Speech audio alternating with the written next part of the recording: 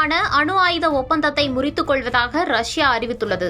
Russia அருகே 2 அணு ஆயுத நீர்மூழ்கி கப்பல்களை நிலைநிறுத்த அதிபர் டிரம்ப் உத்தரவு பிறப்பித்ததை அடுத்து இந்த அறிவிப்பு ரஷ்யாவிடமிருந்து வெளியாகியிருக்கிறது.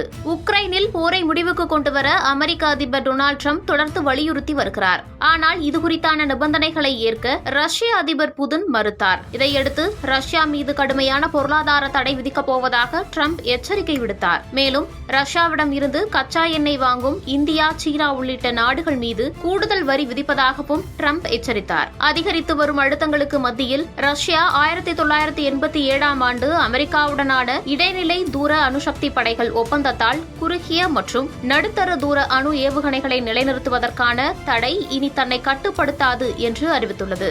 டொனால்டு டிரம்ப் 2 அணுசக்தி நீர்மூழ்கி கப்பல்களை ரஷ்யாவிற்கு அருகிலுள்ள சரியான பகுதிகளில் நிலைநிறுத்த உத்தரவிட்ட சில நாட்களுக்கு பிறகு ரஷ்யா இந்த அறிவிப்பை வெளியிட்டுள்ளது. 1987ஆம் ஆண்டு சோவியத் தலைவர் மிகைல் கோர்பச்சேவ் மற்றும் அமெரிக்க ஜனாதிபதி ரொனால்டு ரீகன் ஆகியோரால் கையெழுத்திடப்பட்ட INF ஒப்பந்தம் 500 முதல் 5500 கிலோமீட்டர் வரை சென்று தாக்கக்கூடிய தரையிலிருந்து ஏவப்படும் ஏவுகணைகள் உட்பட முழு வகை ஆயுதங்களுக்கும் இந்த ஒப்பந்தம் பொருந்தும்.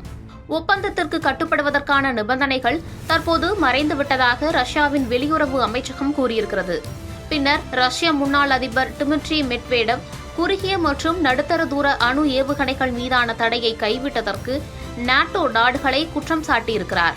மேலும் ரஷ்யா இதற்கு பதிலுக்கு நடவடிக்கைகளை எடுக்கும் என்றும் கூறியிருக்கிறார்.